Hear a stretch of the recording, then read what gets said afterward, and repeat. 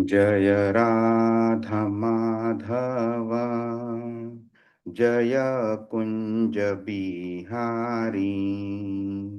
जय राधा माधव जय कुंज बिहारी। जय गोपी जन वल्लभ गिरिवरधारी। जय गोपी जन वल्लभ गिरिवरधारी। यशोदानंदन व्रज जन रंजन। यशोदानंदन व्रज जन रंजन। यमुना तीरा वनचारी। यमुना तीरा वनचारी। जय राधा माधव जय कुंज बिहारी। हरे कृष्ण कृष्ण कृष्ण हरे हरे, हरे राम राम राम हरे हरे। हरे कृष्ण कृष्ण कृष्ण हरे हरे, हरे राम राम राम हरे हरे। जय राधा श्याम सुंदर राधा श्याम सुंदर राधे। जय कृष्ण बलराम कृष्ण बलराम कृष्ण बलराम। जय कृष्ण बलराम। जय गौरानिताय गौरानिताय गौरानिताय। जय गौरानिताय। जय जय प्रभुपाद प्रभुपाद प्रभुपाद। जय श्रील प्रभुपाद। हरिनाम संकीर्तन की जय। श्रीमद् भगवद गीता की जय। श्रील प्रभुपाद की जय। ॐ अज्ञानतिमिरान्धस्य ज्ञानाञ्जनशलाकया चक्षुरुन्मीलितं येन तस्मै श्रीगुरवे नमः। श्रीचैतन्यमनोभीष्टं स्थापितं येन भूतले स्वयं रूपकदा मह्यं ददाति स्वपदान्तिकं। वन्देऽहं श्रीगुरो श्रीयुतपदकमलं श्रीगुरुन् वैष्णवांश्च। श्रीरूपं साग्रजातं सहगणरघुनाथान्वितां तं सजीवं साद्वैतं सावधूतं परिजनसहितं कृष्णचैतन्यदेवं श्रीराधाकृष्णपादान् सहगणललिता श्रीविशाखान्वितांश्च। हे कृष्ण करुणा सिंधु दीनबंधु जगतपते गोपेश गोपिका कांत राधा कांत नमोस्तुते। तप्त कांचन गौरांगी राधे वृंदावनेश्वरी वृषभानुसुते देवी प्रणमामि हरिप्रिये। वाञ्छाकल्पतरुभ्यश्च कृपा सिन्धुभ्य एव च पतितानां पावनेभ्यो वैष्णवेभ्यो नमो नमः। नमो विष्णुपादाय कृष्णपृष्ठाय भूतले श्रीमते भक्तिवेदांत स्वामिनिति नामिने। नमस्ते सारस्वते देवे गौरवाणी प्रचारिणे निर्विशेष शून्यवादी पाश्चात्य देशतारिणे। जय श्री कृष्ण चैतन्य प्रभु नित्यानंद श्री अद्वैत गदाधर श्रीवासादि गौरभक्त वृंद। हरे कृष्णा कृष्ण कृष्ण हरे हरे, हरे राम राम राम हरे हरे। हरे कृष्णा। सगळ्यांचं स्वागत आहे. पण बघूया कोणाला आठवेल आपण मागच्या आठवड्यात काय केलेलं. हरे कृष्ण प्रभूजी. हरे कृष्णा. आपण मागच्या आठवड्यात 8.14 श्लोक केलेला. इथे श्रीकृष्णाने म्हणजे शुद्ध भक्तांच्या म्हणजे अंतिम स्थानाबद्दल म्हणजे जे आपला एक अंतिम ध्येय असतं त्याच्याबद्दल त्याने स्पष्ट केलेलं. तर त्यांनी एक महत्वाची गोष्ट उल्लेख केलेली की अनन्य भावाने विचलित न होता जो माझे स्मरण करतो त्यांना मी प्राप्त होण्यास अत्यंत सुलभ असतो, कारण ते निरंतर भक्तीमध्ये रममाण झालेले असतात. तर आपण एक 7.17 मध्ये 16 मध्ये आपण सुकृतींबद्दल वाचलेलं. तर तो एक प्रकार असतो जो श्रीकृष्णांपर्यंत पोहोचण्याचा एक मार्ग श्रीकृष्णाने आपल्याला आधी सांगितलेला. पण ह्याच्यामध्ये एक काही ना काहीतरी एक भावना असते की श्रीकृष्णांपर्यंत यायची काही ना काहीतरी एक अर्थ असतो. जसं आपण म्हटलेलं की अर्थ, जिज्ञासू, अर्थार्थी आणि ज्ञानी. तर एखाद्या कुठल्या तरी भावनेने म्हणजे काहीतरी प्राप्त करण्याच्या भावनेने ते श्रीकृष्णांपर्यंत येतात. पण ह्याच्याही पुढे जो एक भक्ती मार्ग आहे, हा नुसता निरंतर स्मरण आणि श्रीकृष्णांबद्दल प्रेम ह्याबद्दल श्रीकृष्णाने इथे त्याचं महत्व सांगितलेलं आहे की इथे म्हणजे काहीही मनामध्ये न ठेवता आपण श्रीकृष्णांवरच्या प्रेमामुळे आपण त्यांना म्हणजे ते आपल्याला प्राप्त होण्यास एकदम अत्यंत सुलभ असतात. आपण म्हणजे एक एक्झाम्पल जरी घ्यायचं झालं तरी अ, आपण एक अ, अ, ध्रुव महाराजांचं एक एक्झाम्पल होतं की त्यांनी सुरुवात केली म्हणजे आधी त्यांना एक गोष्ट पाहिजे होती, त्यासाठी त्यांनी एक निरंतर प्रेम म्हणजे एक एक प्रयत्न चालू केला. आणि मग हळूहळू त्यांचं म्हणजे श्रीकृष्णांचं स्मरण जे जे त्यांना म्हणजे त्यांनी सुरुवात केली आणि मग शेवटी त्यांना ज्यावेळेला नारायण प्राप्त झाले, तर त्यांना जे पाहिजे होतं ते मिळालं. पण ज्या वेळेला त्यांना मिळालं त्यांचं जेवढं प्रेम होतं, तर त्यांना ती जी एक काय प्राप्त करण्याची जी भावना होती ते पूर्णपणे विसरून गेली आणि ते पूर्ण प्रेम त्यांच्यावरती म्हणजे त्यांच्यामुळे त्यांना नारायण प्राप्त झाले. आणि आपण अजून एक एक्झाम्पल घेतलं प्रल्हाद महाराजांचं. तर त्यांच्याकडे म्हणजे त्यांनी कुठला ज्ञानयोग, कर्मयोग किंवा हठयोग असं काही न करता एक निरंतर प्रेम होतं. आणि त्या प्रेमामुळे त्यांना सहज प्राप्त झालं. म्हणजे त्यांनी भरपूर कष्ट त्यांना करावे लागले, पण ज्यावेळेला नरसिंहदेव ज्यावेळेला आले त्यावेळेला म्हणजे एक त्यांच्या प्रेमामुळे ते नरसिंहदेव तिथे त्यांना उपलब्ध झाले. तसंच आपल्या भक्तांसाठी पण असंच आहे की आपण एक निरंतर प्रेम, निरंतर भावना आपण मनामध्ये ठेवली, त्यांच्याबद्दल आपण स्मरण करत राहिलो, हम्म. तर ते आपल्याला प्राप्त होण्यास अत्यंत सुलभ असतं. खूप हरे छान. कृष्ण. खूप छान. दोन तीन पॉइंट्स बघून घेऊया आपण. ते सुलभ जे म्हणालाय ना कृष्ण इथे, ते खरोखर भक्ती मार्ग तेवढा सुलभ आहे का? आता कृष्ण काय बोलतो इथे की योमाम स्मरती नित्यशः. हा, त्याच्या आधी सततम हा शब्द वापरतो, मग नंतर नित्यशः म्हणजे कॉन्स्टंट परत वापरतो, परत खालच्या लाईनमध्ये नित्ययुक्तस्य. म्हणजे 3 वेळा तो कॉन्स्टंटली ह्या शब्दावरती तो भर देतोय तो. तर तुम्हाला खरंच वाटतं एवढं सिम्पल आहे की बाबा आपल्याला कोण बोललं की माझं कॉन्स्टंट स्मरण कर आणि आपण त्याचं स्मरण करू, सगळं सगळं विसरून जायचं आणि 24 तास त्याचं स्मरण करायचं? तर मग जर ते जर डिफिकल्ट आहे तर मग इथे कृष्ण स्मरण कृष्ण सुलभ का बोलतो ह्या मार्गाला? हरे कृष्ण प्रभू. हा, हरे कृष्णा. प्रभू ऍक्च्युली मला आठवते, कम्पॅरेटिव्हली तुम्ही सांगितलेला जो हा मार्ग आहे, बाकी बाकी अ, अष्टांग योग किंवा कर्मयोग किंवा ज्ञानयोग यांच्या बरोबर जर आपण हा भक्तियोग जर कम्पेअर केला तर कम्पॅरेटिव्हली हा सुलभ आहे. बरोबर. सुलभ नाही, पण कम्पॅरेटिव्हली हा सुलभ असं मला वाटतं. बरोबर. बरोबर. पण मग ते बाकीचे मार्ग डिफिकल्ट आहेत तर ठीक आहे. पण कधी कधी काय असतं, आपल्याला आई वडील पण शिकवतात ना मेहनत खूप घेतली पाहिजे म्हणून. कारण सुलभ जो मार्ग असतो तो नॉट नेसेसरी करेक्ट मार्ग असतो. मग त्या दृष्टीने जर ह्याच्याकडे बघितलं तर ह्या मार्गाबद्दल आपण काय बोलू शकू? कारण शॉर्टकट घेऊ नका, आपल्याला सगळीकडे शिकवलं जातं ना सोसायटीमध्ये. पण हा सुलभ मार्ग आहे म्हणजे शॉर्टकट आहे काय, मला अष्टांग योग वगैरे सगळं काय करायची गरज नाहीये, फक्त कृष्णाचं स्मरण करायचं. तर मग हे बरोबर आहे का नाही, त्या दृष्टीने काय वाटतं तुम्हाला? हरे कृष्ण प्रभूजी. हरे कृष्ण. आपण आपण आधीच्याच 2 श्लोकामध्ये आपण बघितलेलं आहे ना की सुलभ हे म्हणजे आपलं रिलेटिव्ह, जसं आपण जसं म्हटलं तसं ते बाकीचे मार्ग सुद्धा करताना जर समजा आपण श्रीकृष्णाचं स्मरण केलं नाही, तर त्या त्या मार्गांचं म्हणजे आपल्याला जे फळ आपण जे एक्सपेक्ट करतो ते मिळणारच नाही. त्यापेक्षा हा जो मार्ग आहे जिथे सतत निरंतर स्मरण, हा जो मार्ग म्हणजे हे एक एक सुलभ पद्धत ह्या या हिशोबाने दर्शवलेली आहे. तर मी एक प्रश्न विचारतो आता की सुलभ आहे म्हणजे काय आहे? आपल्या जीवनामध्ये भरपूर अडचणी येतात.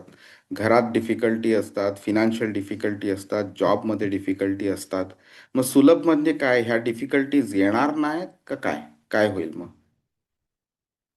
आता माझ्या लाईफमध्ये खूप डिफिकल्टी आहे, ही डिफिकल्टी ती डिफिकल्टी. तर मग मी कृष्णाला विचारेन ना की बाबा तू सुलभ बोलला, पण कुठे आहे सुलभ म्हणून? मग सुलभचा अर्थ काय मग?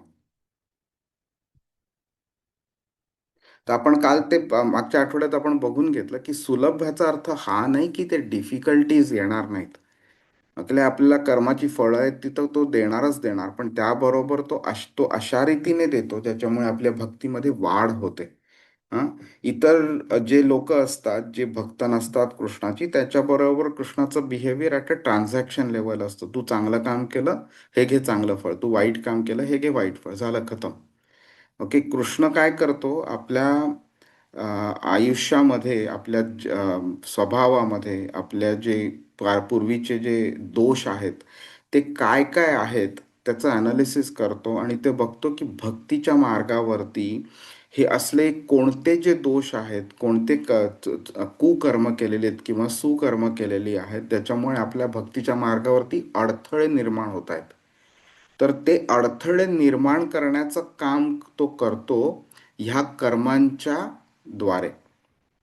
तर माझा समजा एखाद्या स्वभाव एखाद्या पर्स्पेक्टिव्हनी चुकीचा असेल, तर तो स्वभाव सुधारवण्याचं काम करण्याकरता तो माझ्या कर्मांचा वापर करेल, कर्मफळांचा वापर करेल आणि तो मला अशा पद्धतीने ती कर्मफळं देईल की त्याच्यामुळे माझा स्वभाव सुधरत जाईल आणि ज्याच्यामुळे माझी कृष्णाप्रती भक्ती वाढत जाईल. ओके. तर आता म्हणजे असं नाही की डिफिकल्टीज येणार नाहीत. डिफिकल्टीज येतील, पण एका अतिशय काळजी असलेले आई-वडिलांप्रमाणे तो माझा भक्ती मार्गाचा रक्षण करेल तो माझं. ओके. आणि दुसरी गोष्ट सुलभ म्हणजे असं नाहीये की डिफिकल्टीज येणार नाहीत. डिफिकल्टीज येतच राहणार. पण कंपॅरेटिव्हली हा मार्ग नुसता सुलभच नाहीये, तर ह्या मार्गावरती गॅरंटीड सक्सेस आहे. ओके. अष्टांग योगीचं आपण बघून घेतलं. कृष्णाने 6व्या अध्यायामध्ये आपल्याला सांगितलं की ह्या मार्गावरती फेल होऊ शकतो माणूस. आणि अर्जुनाने प्रश्न विचारला आणि कृष्ण बोलतो हो निश्चितच, हा मार्ग डिफिकल्ट आहे म्हणजे. तर ह्या मार्गावरती फेल होण्याची प्रोबॅबिलिटी आहे.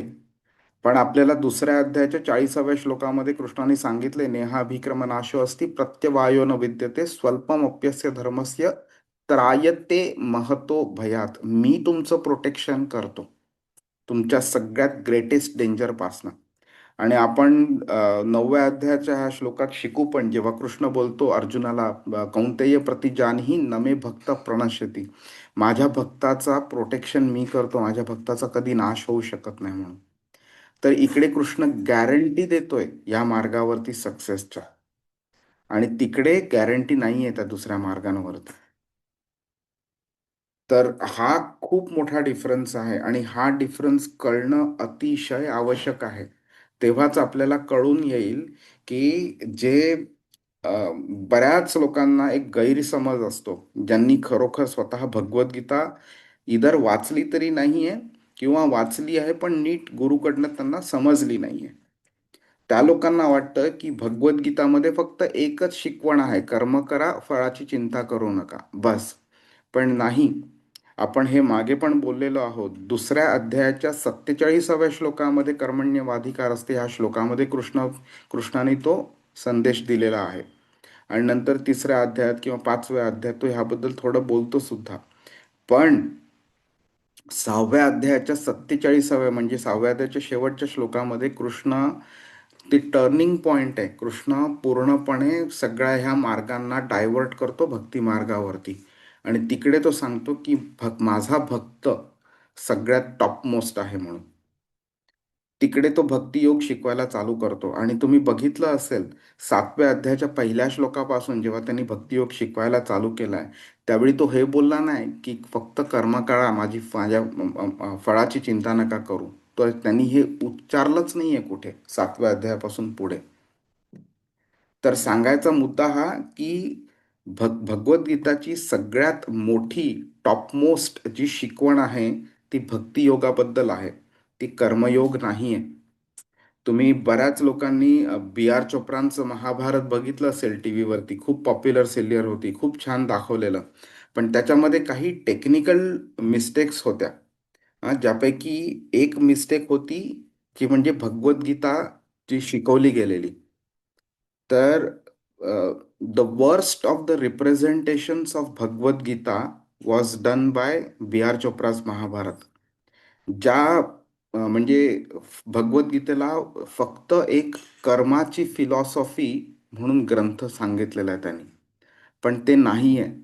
ज्या व्यक्तींनी 7व्या अध्यायापासून भगवद्गीता पुढे शिकली नाहीये, त्यांच्या दृष्टीने भगवद्गीता ही फक्त कर्माची फिलॉसॉफी आहे, बस लॉ ऑफ कर्मा सिस्टम आहे, तसं आहे. पण ते तसं नाही आहे. ते 7व्या अध्यायापासून आपण हे जेव्हा श्लोक शिकायला चालू करतो आणि 18व्या अध्यायाच्या 66व्या श्लोकापर्यंत जातो, त्यावेळी आपल्याला कळून येतं की karma is just one component of Bhagavad Gita, but the majority philosophy revolves around भक्तियोग.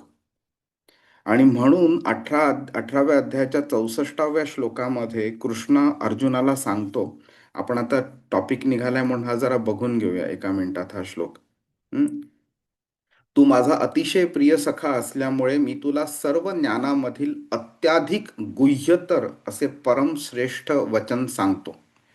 Meaning आत्तापर्यंत कृष्णांनी जेवढ्या पण इन्स्ट्रक्शन्स दिल्या त्यापेक्षाही टॉपमोस्ट अशी, त्यापेक्षाही सुपिरियर अशी इन्स्ट्रक्शन तो सांगतो.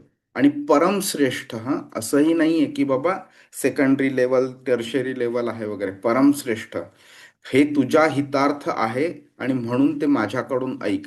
हा 64व्या श्लोकामध्ये. हम्म. 65व्या श्लोकात बघा तो काय बोलतोय. सदैव माझे चिंतन कर, माझा भक्त हो, माझे पूजन कर आणि मलाच नमस्कार कर. याप्रमाणे निश्चितपणे तू मला प्राप्त होशील. मी तुला हे प्रतिज्ञेने सांगतोय. प्रतिज्ञा कृष्णाला घ्यावी लागते आपल्याला कन्व्हिन्स करण्याकरता. कारण तू माझा अत्यंत प्रिय सखा आहेस. आता तुम्ही बघा ह्याच्यामध्ये कर्म कुठे बोललाय का? फक्त माझा भक्त हो, माझं पूजन कर, मला नमस्कार कर, माझं चिंतन कर. स्वतः कर्म कर, फळाची चिंता करू नको, इकडे कुठे काही बोलला नाहीये कृष्ण. आणि 66व्या श्लोकात बघा तो काय बोलतो. सर्व प्रकारच्या धर्मांचा त्याग कर आणि केवळ मलाच शरण ये. मी तुला सर्व पापांपासून मुक्त करीन, तू भयभीत होऊ नकोस. बघा कृष्ण काय सांगतो इथे. तो इथे कर्म कर, फळाची चिंता कर वगैरे काही बोलत नाही आहे तो. आणि ही झाली भगवद्गीतेतली टॉपमोस्ट इन्स्ट्रक्शन आहे. ह्याच्यानंतर कृष्ण फिलॉसॉफिकल इन्स्ट्रक्शन देत नाही. 72व्या श्लोकापर्यंत तो बोलतो आणि त्यानंतर अर्जुन एक श्लोक बोलतो आणि नंतर मग 4-5 श्लोक संजय बोलतो आणि भगवद्गीता संपते तिकडे. सांगायचा मुद्दा हा की भक्ती योग हा टॉपमोस्ट योग आहे आणि हेच कृष्ण आपल्याला पूर्ण भगवद्गीतेत शिकवतो आहे. ती जी गैरसमज आहे की कर्म कर, फळाची चिंता करू नको, ही भगवद्गीतेचा संदेश आहे, तर ते चुकीचं आहे ते. आणि तुम्ही ध्रुव महाराजांबद्दल आणि प्रल्हाद महाराजांबद्दल बोललात ना, तर त्यामुळे जस्ट एकच गोष्ट सांगायची इच्छा सांगतो मी की ध्रुव महाराजांनी सुरुवातीला त्याच्या सावत्र आईनी त्याच्या वडिलांच्या मांडीवरती बसायला त्याला अलाव केलं नाही. म्हणून ती बोलली त्याला की तू जा आणि विष्णूंची आराधना कर आणि विष्णूंना सांग की पुढच्या जन्मी त्यांना तू माझ्या पोटी जन्माला जर आलास तर तुला इथे बसायला मिळेल म्हणून. आणि म्हणून तो जातो. त्याच्या आधी पण काही त्याच्या आणि त्याच्या आईमध्ये काही डिस्कशन होतं. मग तो जातो. मग नारद मुनी त्याला भेटतात. नारद मुनी त्याला ओम नमो भगवते वासुदेवाय हा मंत्र म्हणायला सांगतात आणि बरंच डिस्कशन होतं तिकडे. त्यानंतर तो भरपूर तपस्या करतो. तुम्ही श्रीमद भागवतममध्ये हे वाचलं तर तुम्हाला आश्चर्य वाटेल. एक 5 वर्षाचा 6 वर्षाचा मुलगा ह्या लेवलची तपस्या करू शकतो म्हणून. आणि त्यानंतर मग शिरोदक्षाई विष्णू प्रसन्न होतात. त्यांच्याकडे बघितल्यावरती ह्या ध्रुव महाराजांना एक शब्द तोंडातनं फुटत नाही. मग क्षीरोदक्षाई विष्णू स्माईल करतात आणि स्वतःचा शंख त्याच्या डोक्यावरती लावतात, कपाळावरती. आणि मग त्याला सगळं समजायला लागतं आणि मग तो बोलायला लागतो. बरेच श्लोक म्हणतो तो. त्यामधला एक श्लोक असा आहे की मी आत्तापर्यंत एका काचेच्या तुकड्याकरता मी मागे धावत होतो, पण आता माझ्या समोर अक्षरशः एक हिरा आलेला आहे. मला काचेची काही पर्वा नाहीये म्हणून. आणि तो खूप इम्पॉर्टंट फिलॉसॉफिकल श्लोक आहे तो. त्यानंतर तो क्षीरोदक्षाई विष्णू त्यांना त्याला विचारतात की बाबा तुला काय हवंय म्हणून. तर तो बोलतो काही नकोय म्हणून. तर ध्रुव महाराज, क्षीरोदक्षाई विष्णू त्यांना बोलतात की नाही, असं नाही चालणार. तुला काहीतरी भौतिक हवं होतं म्हणून तू माझी तपस्या केली आहेस, तर तुला ते घ्यावंच लागेल म्हणून. आणि ते ते बोलले की तुला 36,000 वर्ष या पृथ्वी तलावरती तुला राज्य करावं लागेल. त्यानंतर तू ध्रुवलोकावरती जाशील. त्यानंतर तू माझ्याकडे येशील म्हणून. आणि नंतर तो घरी जात होता त्यावेळी अतिशय खिन्न मानसिक अवस्थेमध्ये तो घरी परत जात होता. आणि त्याला जाणवत होतं की मी काय मूर्खपणा करून बसलो. माझ्यासमोर विष्णू येऊन सुद्धा मला ह्या देहात राहावं लागतंय आता, का तर माझी भौतिक इच्छा होती म्हणून.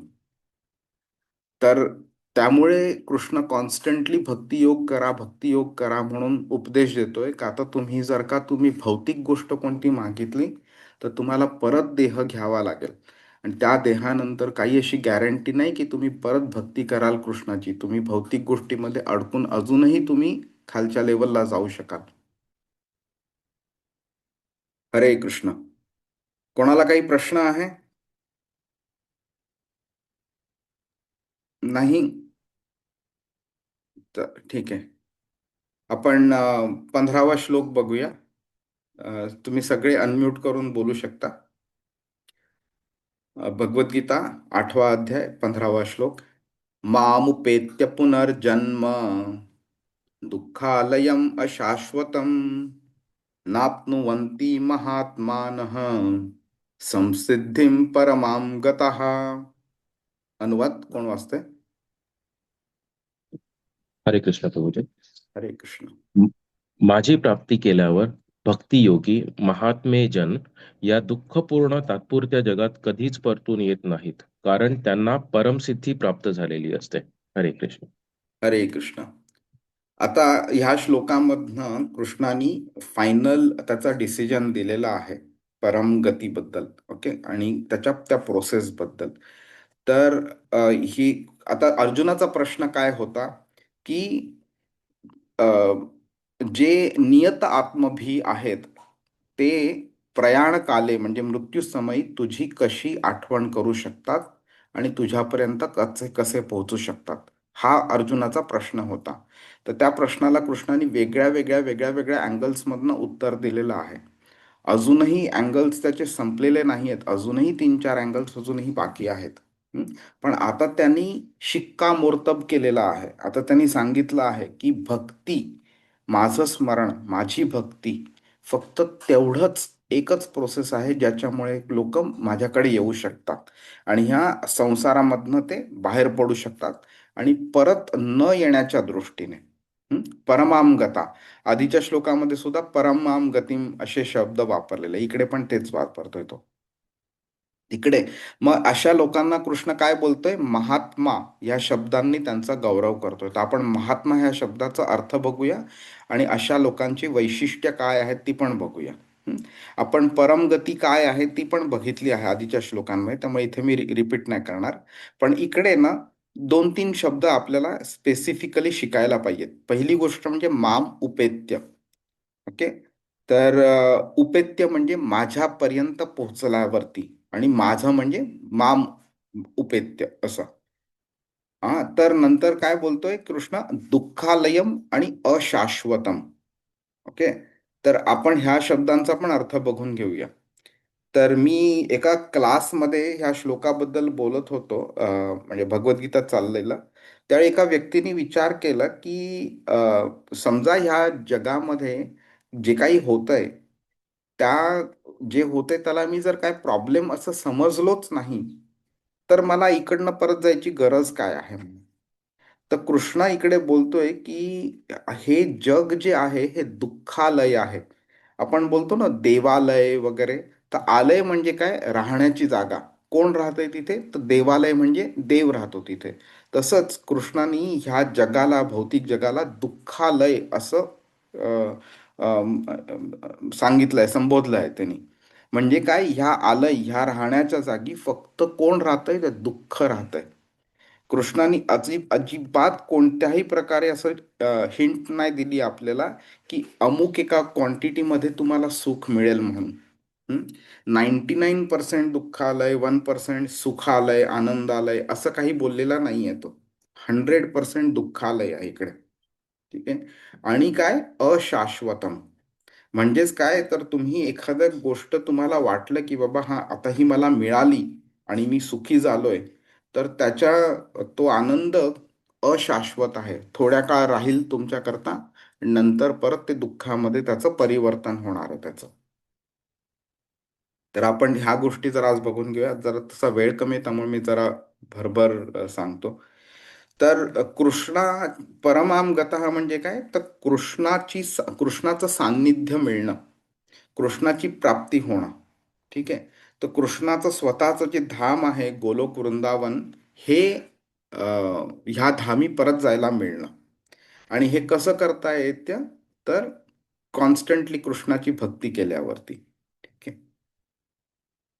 आणि आपण महान भक्तांबद्दल बोलू त्यामुळे मी इथे जरा स्किप करतो मी.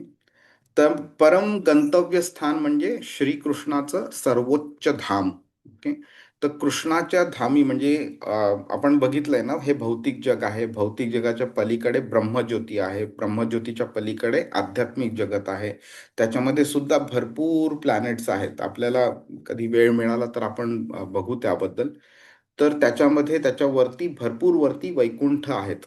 आणि एक वैकुंठ नाही, आपल्याला जनरली असं वाटतं की वैकुंठ म्हणजे एक प्लॅनेट आहे, तर असे हजारो हजारो वैकुंठ आहेत. त्या वैकुंठांच्याही वरती अयोध्या आहे, रामाची नगरी आहे, त्याच्याही वरती मथुरा आहे, आणि त्याच्याही वरती गोलोक वृंदावन आहे, जिकडे कृष्ण राहतो तिकडे. हम्म. तर हे सगळं, जी पूर्ण सृष्टीची रचना जी आहे ना, आध्यात्मिक जगताची रचना, भौतिक जगाची रचना, त्याचं क्रिएशनची जी प्रोसेस आहे, ते श्रीमद भागवतम मध्ये वेगळ्या वेगळ्या स्कंधांमध्ये वेगळ्या वेगळ्या डिटेल्समध्ये टोटली 4 वेळा मेन्शन केलेली आहे. एकदा शुकदेव गोस्वामी परीक्षित महाराजांना सांगतात, नंतर एकदा मैत्रेय मुनी विदुराला सांगतात, नंतर एकदा ब्रह्मा नारद मुनींना सांगतो. असं करत करत ते बराच वेळा सांगितलं गेलेलं आहे वेगवेगळ्या वेगळ्या डिटेल्समध्ये. आणि जशाप्रमाणे आपलं ते ग्रंथ किती कंप्लीट आहेत ते बघा, ज्याप्रमाणे क्रिएशनची प्रोसेस सांगितलेली आहे ह्या भौतिक जगाची, त्याचप्रमाणे डिस्ट्रक्शनची प्रोसेस सुद्धा सांगितली आहे. आणि तुम्हाला कळेल आता, आपण जेव्हा 8व्या अध्यायाच्या 18व्या आणि 19व्या श्लोक शिकू, त्यावेळी कृष्ण डिस्ट्रक्शनच्या प्रोसेसबद्दल पण बोलतो आता. तर भक्ती केल्यावरतीच आपल्याला ह्या भौतिक जगाच्या पलीकडे जायला मिळतं आणि सर्वात वरच्या लेवलला, वरच्या प्लॅनेटला जायला मिळतं, जे म्हणजे गोलोक वृंदावन आहे ते. हं. आणि ह्याच्या आपल्याला अजूनही सांगितलेलं आहे, आपले आचार्य होते श्रील विश्वनाथ चक्रवर्ती ठाकूर म्हणून. तर त्यांनी सांगितलंय की आपण ज्याप्रमाणे कृष्णाची भक्ती करतो आणि जसं आपण कृष्णाच्या जवळ जवळ जातो, एकदा आपण कृष्णाच्या धामी पोचलो, तर आपण नुसतं त्या धामी राहतो असंच नाही, तर कृष्ण वेगळ्या वेगळ्या युनिव्हर्सिसमध्ये, वेगळ्या वेगळ्या प्लॅनेट्सवरती ज्या लीला परफॉर्म करतो, त्या लीलांमध्ये सहभागी व्हायला मिळतं आपल्याला. हं. तर आता आपण अर्जुनाला किती फॉर्च्युनेट म्हणतो ना, नंद महाराज, यशोदा माता ह्यांना किती फॉर्च्युनेट म्हणतो, अरे किती चांगलं नशीब होतं, कृष्ण त्यांच्या घरी जन्माला आला, त्यांच्याबरोबर खेळला, त्यांच्याबरोबर बरोबर जेवला, अर्जुनाला स्वतःला गीता सांगितली. तर इतकं जे फॉर्च्यून आहे ते त्याच्यामुळेच आहे का, तर हे कृष्णाच्या लीलांमध्ये सहभागी आहेत म्हणून. तर आपण जेव्हा हे सगळी भक्ती करत राहू, सगळ्या भौतिक जगाला आपण टाटा बाय बाय करून कृष्णाकडे जाऊ, त्यावेळी नुसते आपण तिथे नुसते पडून राहणार नाही आपण, तर आपल्याला कृष्णाच्या लीलांमध्ये आपल्याला सहभागी पण व्हायला मिळेल आपल्याला. ओके. आता आपण पटकन बघूया माम उपेत्य या वाक्प्रचाराचा अर्थ काय आहे, महत्व काय आहे. तर माम म्हणजे श्रीकृष्ण, मला, स्वतःला, असं तो बोलतोय. आणि उपेत्य म्हणजे प्राप्त झाल्यानंतर. माम उपेत्य हे मला प्राप्त झाल्यानंतर असं होतं. ह्याचाच अर्थ काय आहे तर कृष्णाने जसं आपल्याला आत्तापर्यंत सांगितलं आणि अजूनही पुढे सांगणार आहे की तो निराकार नाही येतो. कृष्णला आकार आहे, कृष्ण साकार आहे कृष्ण. आणि तो बोलतोय की ही जी मुक्ती आहे ही मुक्ती कोणती अवैयक्तिक निराकार अशी मुक्ती नाही आहे.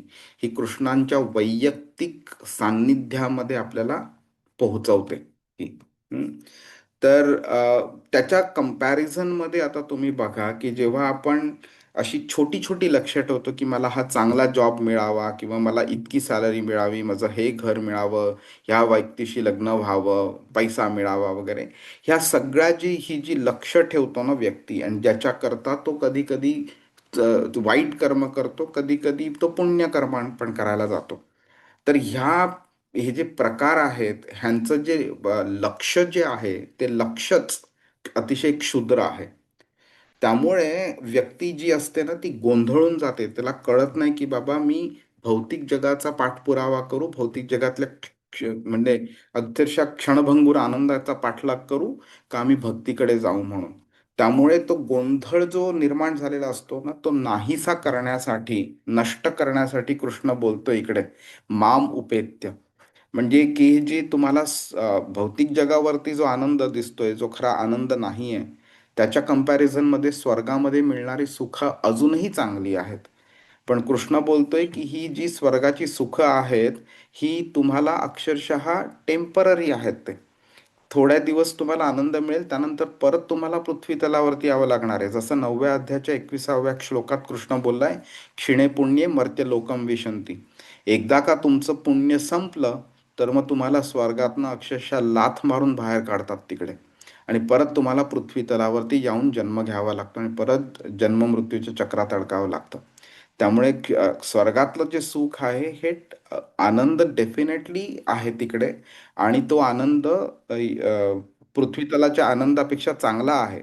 पण तो क्षणभंगूर आहे, तो थोड्या दिवसाकरता राहील. मे बी पृथ्वीवरती तुम्ही 100 वर्ष जगाल, तिकडे 10,000 वर्ष जगाल, जास्ती मिळेल, पण तरी सुद्धा तो एक ना एक दिवस संपणार आहे.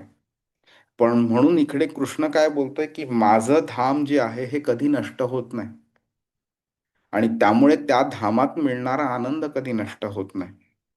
स्वर्गामध्ये इंद्राची पोझिशन जी आहे ती पोझिशन सुद्धा संपते एक ना एक दिवस. इंद्र स्वतः सुद्धा राजा राहत नाही 100 वर्षांपेक्षा जास्ती. तर आपण काय राहणार तिकडे.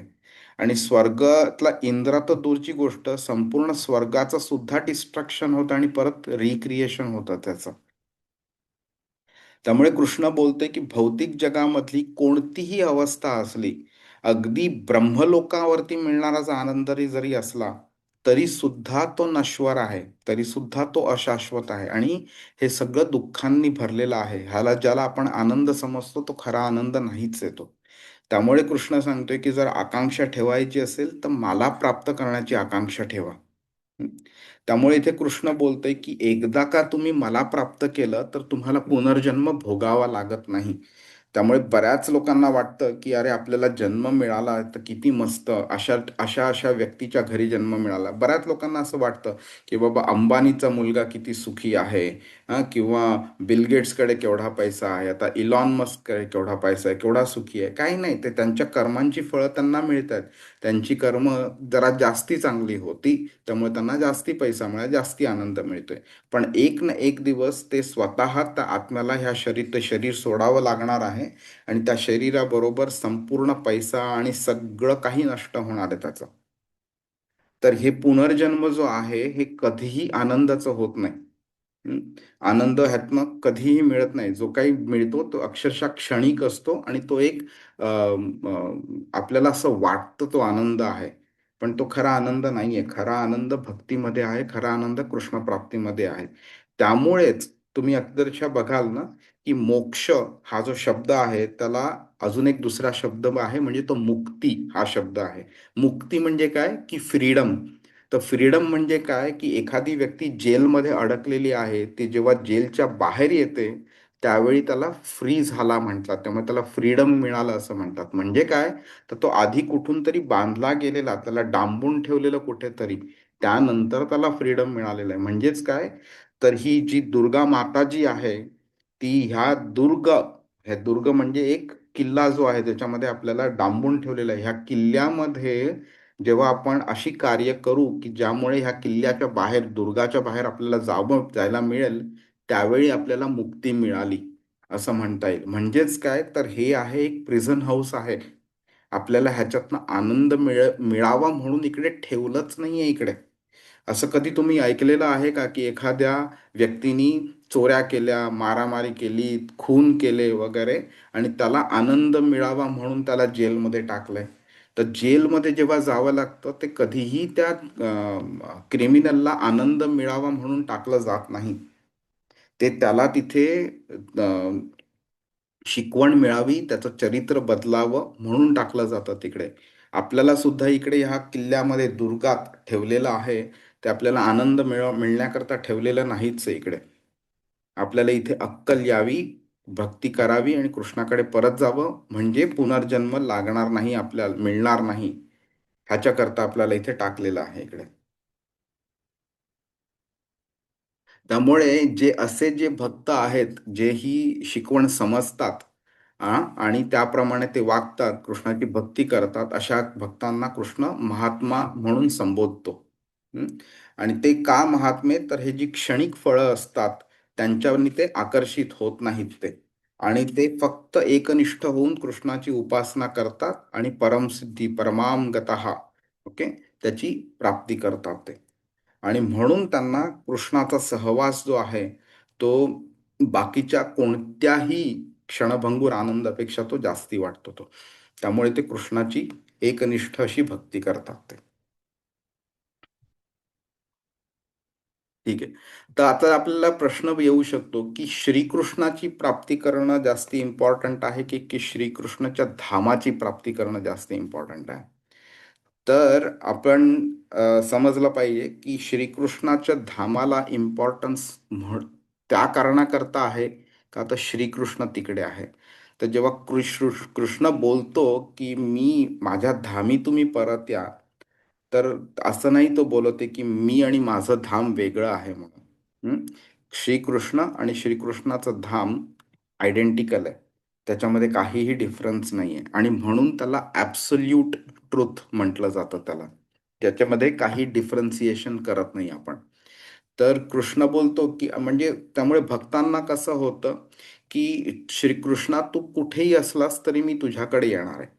मग श्रीकृष्ण जेव्हा पाताळामध्ये बळी महाराजांना भेटायला जातो किंवा बळी महाराजांच्या किंगडमचं रक्षण करतो वामनदेव बनून, तेव्हा सुद्धा भक्ताला तिथे जायला आवडतं, जरी ते पाताळ असलं तरी. का, तर भगवान तिथे आहेत म्हणून. ठीक आहे. तर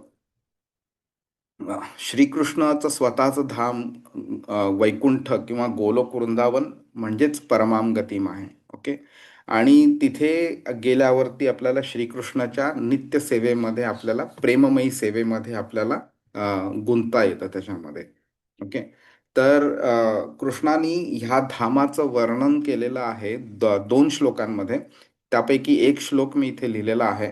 15व्या अध्यायाच्या 6व्या श्लोकामध्ये कृष्ण बोलतो, न तद्भासयते सूर्यो न शशांको न पावकः यद्गत्वा न निवर्तन्ते तद्धाम परमम मम. परमम मम, परम धाम आहे ते. त्याच्यावरती असं काहीच नाहीये. आणि काय आहे ते धाम? ते माझं धाम आहे ते. त्या धामाची वैशिष्ट्य काय? न तद्भासयते सूर्यो, तिकडे सूर्याची गरज लागत नाही, तिकडे कधीच अंधार पडत नाही. न शशांको, तिथे चंद्राची पण गरज लागत नाही. न पावकः, पावक म्हणजे इलेक्ट्रिसिटी, तिथे इलेक्ट्रिसिटीची पण गरज लागत नाही. 5000 वर्षांपूर्वी जेव्हा इलेक्ट्रिसिटी या शब्दाचा सुद्धा जन्म झाला नव्हता, त्यावेळी कृष्णाने भगवद्गीतेमध्ये पावकः हा शब्द वापरलेला आहे. हं? यद गत्वा म्हणजे जेव्हा तुम्ही ह्या धामी पोचाल, तर न निवर्तनते, तुम्ही परत कधीच येणार नाही. तर हे कृष्णाने स्वतःच्या धामाचं वर्णन केलेलं आहे. त्यामुळे कृष्णाची प्राप्ती करणं म्हणजेच कृष्णाच्या धामात एंटर करण्यासारखं आहे. आणि कृष्णाच्या धामी जाणं म्हणजेच कृष्णाची प्राप्ती करण्यासारखं आहे. ते एकमेकांपासून वेगळे नाही आहेत ते. हं. श्री भागवतामध्ये पहिल्या स्कंधाच्या पहिल्या अध्यायाच्या पहिल्या श्लोकामध्येच कृष्णाच्या धामाचं वर्णन केलंय. सदा निरस्त कुहकम असं सांगितलेलं आहे. म्हणजे तिथे कोणत्याही प्रकारची मिथ्या नाहीये. जे काय आहे ते संपूर्ण सत्य आहे तिकडे. हं. आणि भौतिक गोष्टींपेक्षा पूर्णपणे वेगळं आहे ते. 15व्या अध्यायाच्या भगवद्गीतेच्या पहिल्या श्लोकामध्ये कृष्णाने सांगितलेलं आहे की हे जे अ, अ, भौतिक जगत आहे, हे आध्यात्मिक जगताची एकदम उलटी अशी आवृत्ती आहे.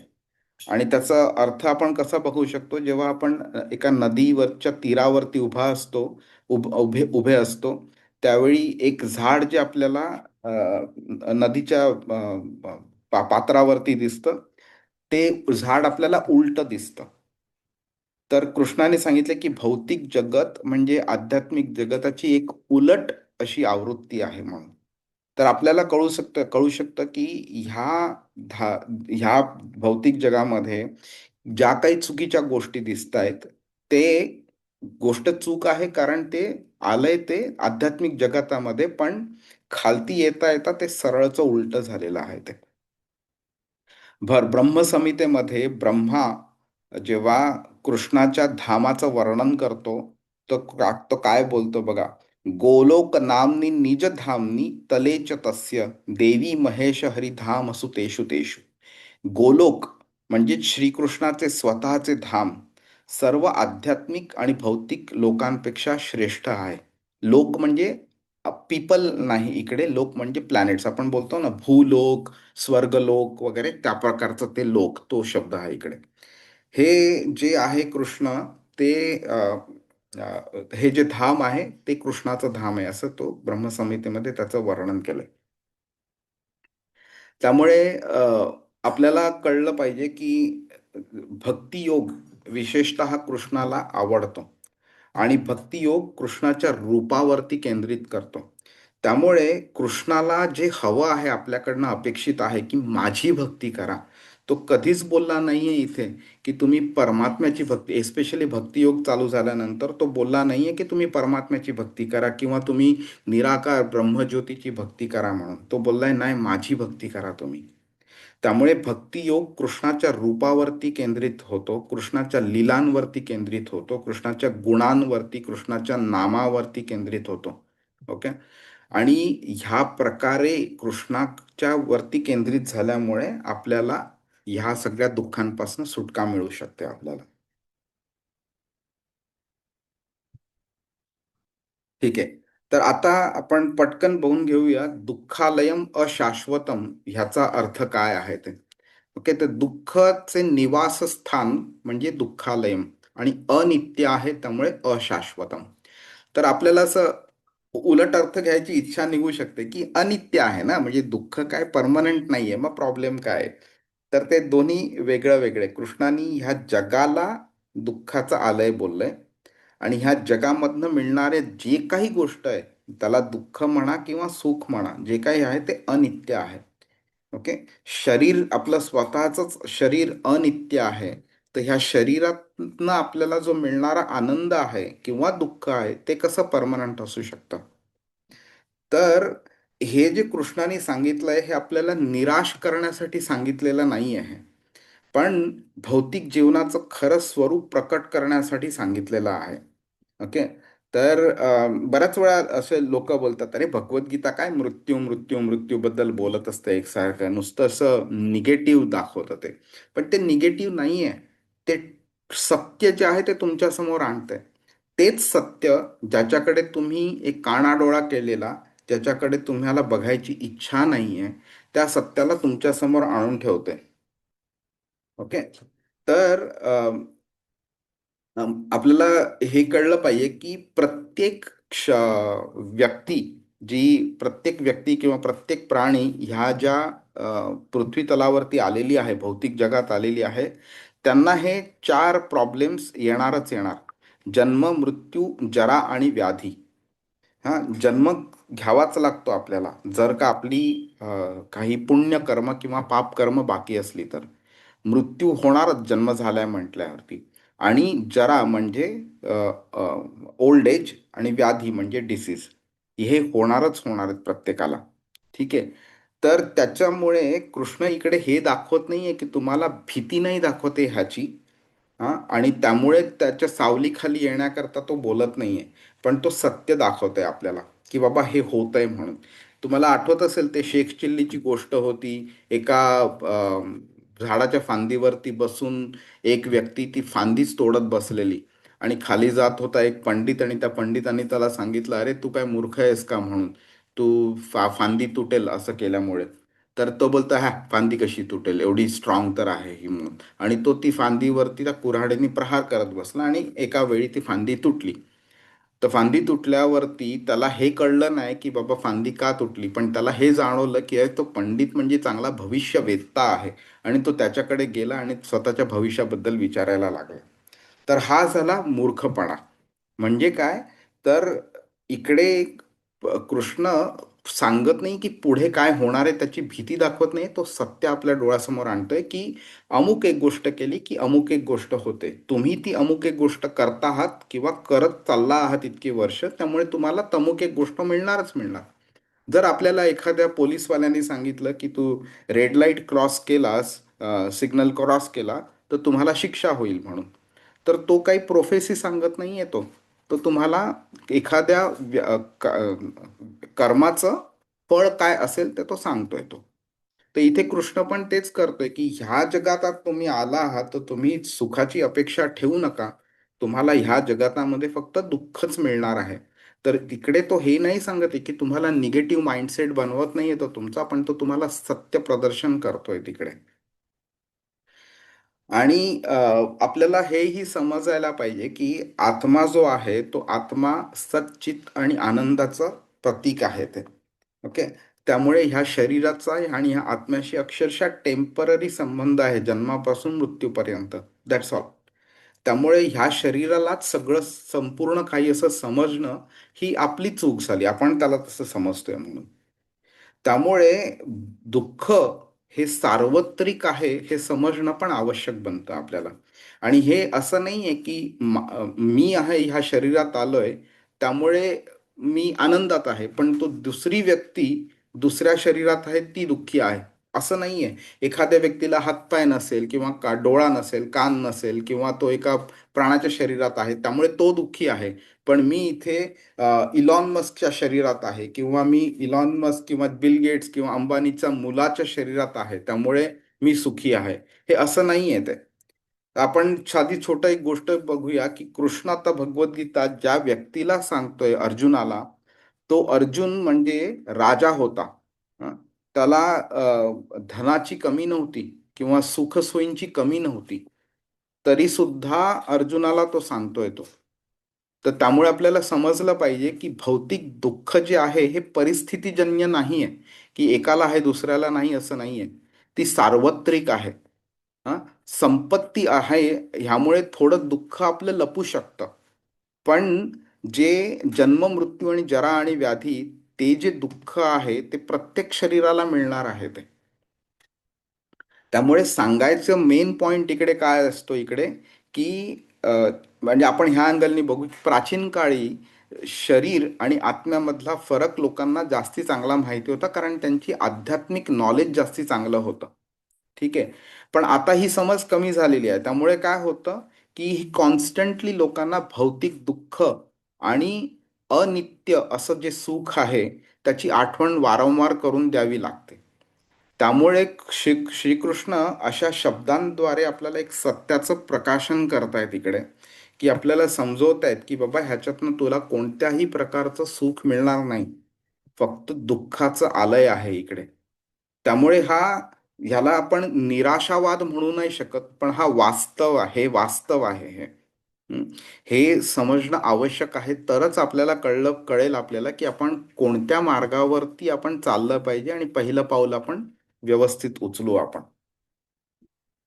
इकडे. म्हणून कृष्ण बोलतो इकडे की तुम्ही भक्ती मार्गाचा अवलंब केला तर तुम्हाला ह्यातनं बाहेर पडता येईल या दुःखाचा. म्हणून कृष्ण इथे माम उपेत्य असा शब्द वापरतो इकडे. तुम्ही संसिद्धीम परमाम गतः, तुम्ही जेव्हा परमगती प्राप्त कराल इथे तुम्ही कधीच पुनर्जन्म तुम्हाला घ्यावा लागणार नाही. तर महात्मा ह्या शब्दांचं पण आपण थोडक्यात आपण बघून घेऊया. तर तसा वेळ पण जास्ती नाही आहे. तर महा म्हणजे महान आणि आत्मा म्हणजे आत्मा, म्हणून ह्या शब्दातनं महात्मा असा शब्द निर्माण झालेला आहे. तर कृष्ण काय बोलतोय की हे महात्मे आहेत ते कॉन्स्टंट भक्तीमध्ये एंगेज्ड असतात, नित्य सततम. हं? आणि त्यामुळे ते कृष्णापर्यंत पोहोचू शकतात. त्यामुळे त्यांना पुनर्जन्म मिळत नाही. त्यामुळे त्यांना जन्म मृत्यूच्या चक्रात कधी परत यावं लागत नाही. त्यामुळे हे व्यक्ती असे नाही आहेत जे कर्मामध्ये बांधले गेले आहेत म्हणून, जसं सामान्य लोक आपल्यासारखी लोक असतात ते. तर ते हे जे महात्मे आहेत ते समजलेले असतात की श्रीकृष्ण सर्व कारणांचं कारण आहे, परम कारण आहे. तर त्याच्याकडेच आपल्याला जायला पाहिजे म्हणून. हं. तर हे जे जे महात्मे असतात ना, त्यांचं एक मेन कॅरेक्टरिस्टिक म्हणजे ते श्रीकृष्णाच्या कृपेवरती अवलंबून असतात ते. ते त्यांना म्हणजे असं नसतं की बाबा मला आता हा आनंद हवा आहे, तर मी अमुक एक गोष्ट करणार आणि तो आनंद मिळवायचा प्रयत्न करणार. त्यांचं ध्येय पण नक्की झालंय की कृष्णाची प्राप्ती करायची, आणि ना त्यांना प्रोसेस पण कळलेला आहे की फक्त भक्ती करत राहायची. आणि त्या भक्ती करता करता ज्या ज्याप्रमाणे जसं जसा कृष्ण त्यांच्यावरती प्रसन्न होईल, जशी जशी कृष्ण त्यांच्यावरती कृपा दाखवेल, त्याप्रमाणे ते भक्तीमध्ये अजून अजून अजून अजून पुढे जात राहतात ते मध्ये. त्यामुळे त्यांची ही जे वैशिष्ट्य आहेत ना, ही समजून घेणं खूप आवश्यक ठरतं. का तर आपल्याला पण त्यांच्या मार्गावरती चालायचं आहे. तर पहिली गोष्ट म्हणजे त्यांचं जे नॉलेज मिळवण्याची जी पद्धत आहे ना, ही पद्धत अतिशय म्हणजे छान आहे. त्या पद्धतीमुळे आपल्याला चुकीचं असं ज्ञान कधी मिळणारच नाही. का तर हे परंपरेतनं आलेलं ज्ञान आहे ते. हे गुरु शिष्य ही जी परंपरा आहे, त्यातनं जेव्हा ज्ञान मिळतं आपल्याला, त्या ज्ञानातनं आपल्याला भक्ती मार्गाकडे चालायला आपल्याला चांगलं जमू शकतं आपल्याला. ही कोणती कल्पना नसते की अमुक एक गोष्ट केलं तर तमुक एक गोष्ट होईल म्हणून. त्या कल्पनेच्या आधारावरती किंवा समजुतीवरती त्यांचं ज्ञान नसतं. भक्तांच्याकडनं ते कृष्णाबद्दल ऐकतात. हां, भक्ती योगामध्ये, भक्तीच्या क्रियेमध्ये ते गुंतवतात स्वतःला, आणि हळूहळू कृष्णाची बद्दलची आपली एक भावना असते ती विकसित होत जाते. आणि पायरी पायरी पायरी पायरी अशी त्या भक्तीमध्ये वाढ होते, आणि नंतर हळूहळू हृदयाचं रूपांतर होत राहतं, आणि नंतर आपल्या ज्या भौतिक इच्छा आहेत त्या हळूहळू नष्ट होतात. त्या इच्छा नष्ट झाल्यावर फक्त म्हणजे फक्त भक्ती राहते, एक अशी अतिशय परिपक्व स्टेजवरती आलेली असतात, आणि मग संपूर्णपणे ते श्रीकृष्णाच्या सेवेमध्ये लीन होतात. जसं आपण ध्रुव महाराजांच्या त्या चरित्राबद्दल ऐकलं आपण. त्याला आधी अशी एक जागा हवी होती ज्याच्यावरनं त्याला कधी कोणी हलवू शकणार नाही, म्हणून त्याला ध्रुवलोक मिळालं विष्णूकडनं. ते ध्रुवलोक असं आहे की काहीही होवो, पण ध्रुवलोक जसे तसं राहतं तिकडे. हं? अशा ग्रहावरती त्याला जायला मिळाला. पण अशा ग्रहांवरती जाण्याची इच्छा सुद्धा या महात्म्यांना नसते. त्यांना फक्त म्हणजे फक्त कृष्णाकडे जायचं असतं त्यांना.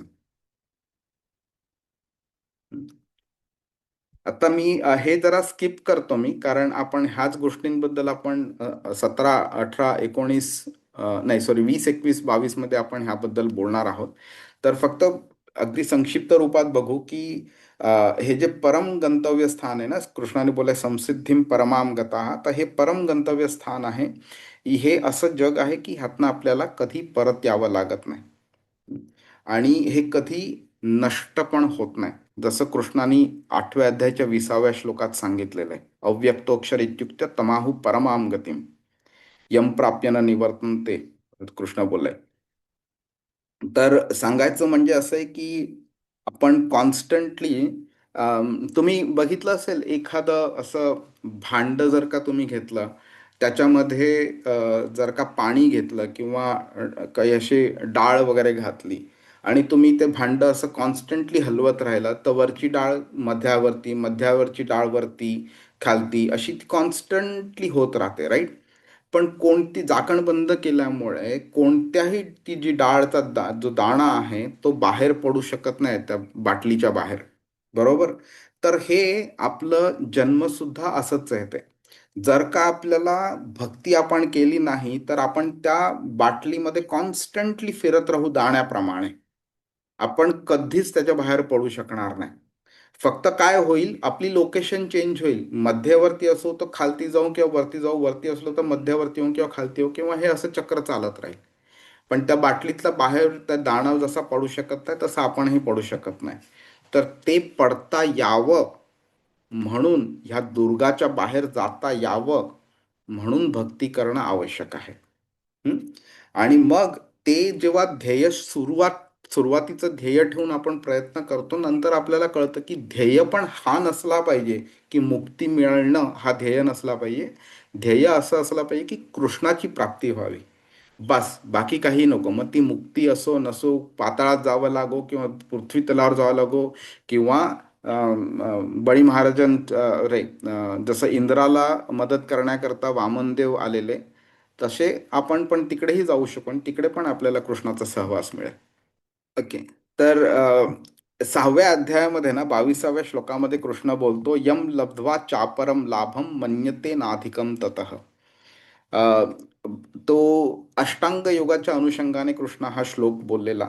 पण तरी सुद्धा त्या श्लोक इतका सुंदर आहे हा, की काय बोलतोय की जेव्हा एखाद्या व्यक्तीला जेव्हा आध्यात्मिक गोष्टींची आवड निर्माण होते आणि त्याच्यामध्ये तो प्रगती करतो, त्यावेळी तो काय बोलतो की त्यातनं जेव्हा त्याला आनंद मिळायला स्टार्ट होतो, त्यावेळी काय बोलतो, यम लब्ध्वा, म्हणजे तो आनंद मिळाल्यानंतर, चा परम लाभम, त्याच्या अपरम लाभम, त्याच्या वरती अजून काही लाभ आहे, मन्यते म्हणजे तो असं मानतच नाही, नाधिकम ततः, म्हणजे जो आध्यात्मिक अ, प्रगती केल्यावरती जो आनंद मिळतो, त्या आनंदापेक्षा वरचा परम आनंद असा कोणता आहे असं तो मानतच नाही. त्यापेक्षा अधिक आनंद असा नाहीच आहे, हे त्याचं ठाम मत झालेलं असतं.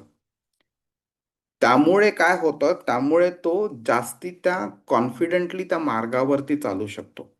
आणि हे आपल्याला तेव्हा समजू शकतं जेव्हा आपण कृष्णाची भक्ती करतो. कधी तुम्ही प्रयत्न करा, अगदी पूर्ण 16च्या 16 माळा नाही तर कमीत कमी 1 किंवा 2 माळा कृष्णाच्या समोर बसा. अक्षरशः तुम्ही तुमच्या मनातले सगळे जे विचार आहेत ते फक्त ह्या 15 मिनिटाकरता जरा बाजूला ठेवा आणि फक्त कृष्णाचं नावाचा जप करा आणि तेच ऐकण्याचा प्रयत्न करा आणि कृष्णाचं स्मरण करत राहा.